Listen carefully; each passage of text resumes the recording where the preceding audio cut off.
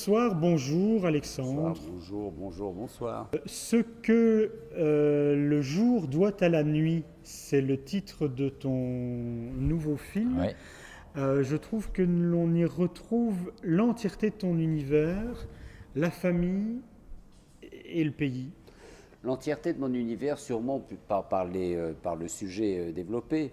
La famille, pas trop, parce que moi je trouve que le roman de Yasmina Khadra, Ce que le jour doit à la nuit, Oui. est un roman sur la jeunesse et sur l'amour. Il a voulu parler de l'histoire d'un jeune garçon emblématique, il s'appelle au début du film Younes, il a Oui. 10 ans, son père est cultivateur et la vie va emporter ses espoirs et sa possibilité de vivre. Ils vont se retrouver à Oran sans pouvoir subvenir aux besoins de sa famille.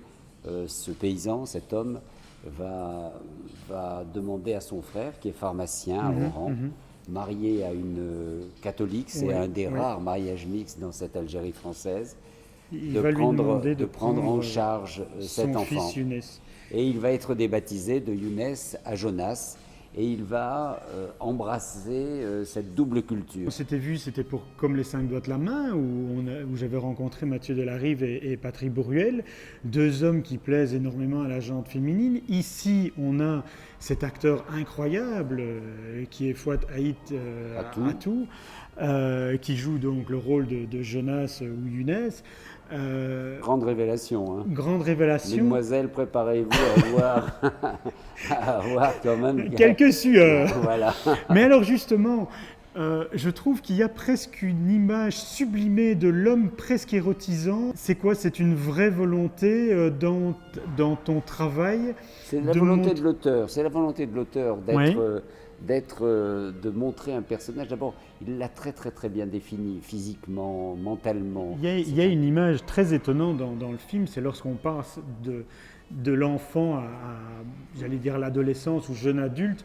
Les enfants rentrent dans l'eau et ressortent avec un corps sculpté comme des dieux grecs. Mais c'est la vie, hein. On vient, il faut savoir d'où on vient. Ça c'était pas dans le roman, ça c'est une idée de metteur en scène. Est-ce que tu as déjà produit pour la télévision, réalisé pour la télévision? Non, jamais, jamais. Et c'est quelque chose qui ne t'aurait jamais intéressé? Si, parce que ça ne s'est pas produit, ça se produira peut-être un jour, mais c'est vrai que c'est un autre mode d'expression. C'est marrant parce que lorsque je regardais le film, je voyais cette chaleur, cet été, cette saga. J'avais l'impression de me retrouver, dans un film, dans une saga de l'été sur TF1. Dans What of Africa. Oui, c'est ça. Autant n'emporte le vent. De deux choses l'une. Soit tu donnes un mot de conclusion, soit on s'en va danser un twist ou un rock'n'roll au petit bar du coin. Danser le twist rock'n'roll, non. Faire une conclusion, peut-être. Vas-y. Voilà, s'il y a deux choses que je peux dire pour donner envie aux spectateurs de venir voir le film, c'est d'abord ne soyez pas,